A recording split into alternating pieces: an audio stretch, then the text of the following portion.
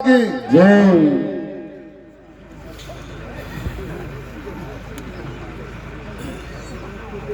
उज्जैन बाबा बाले बाबा की तपोस्थली में आयोजित इस कार्यक्रम में विशेष रूप से पधारे संतों के चरणों में नमन। मैं नमन करूं मंच पर बैठी सर्व समाज की पूरी सरदारी को। मैं नमन करूं मंच के समक्ष विराजमान सर्व समाज के मेरे पिता तुल्य बुजुर्गों और नौजवान साथियों को। मैं नमन करूं सती और सावित्री जैसी मेरी माताओं बहनों को। मैं नमन करूं उस ईश्वर को जिन्होंने आपके और हमारे सबके ऊपर आशीर्वाद देकर हमें जन की सेवा में, जीव की सेवा में छोड़ा है।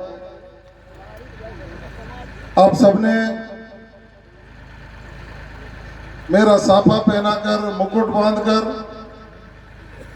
स्वागत और सम्मान किया, इसका हृदय से मैं आभार व्यक्त करता हूं, साधुवाद देता हूं। चुनावी चर्चा है, चुनाव का माहौल है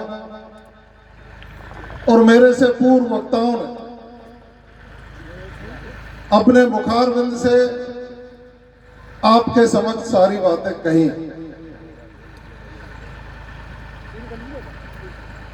मैं दो तीन बातें निवेदन करूंगा। जब देश में भयावह स्थिति थी और जब 2014 का चुनाव हुआ तो जंगल में बैठे पेड़ पर किसी पक्षी से भी पूछा था किसको वोट देंगे, एक ही नाम आता था, मोदी। और जब 2019 में हुआ तो और एक कदम आगे बढ़ के लोगों ने कहा मोदी मोदी मोदी मोदी। मैं देख रहा हूं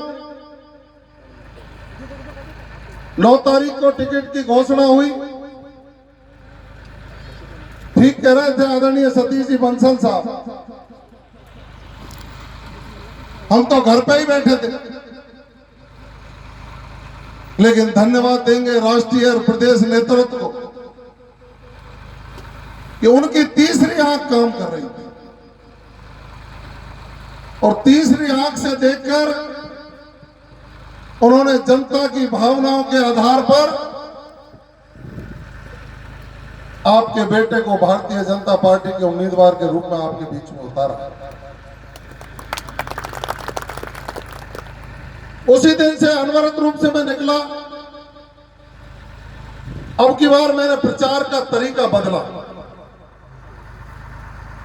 लोग पहले ही दिन से 10-20 गाड़ियों का काफिला लेकर के निकलते थे, ना तो सामने वाले की बात सुनते,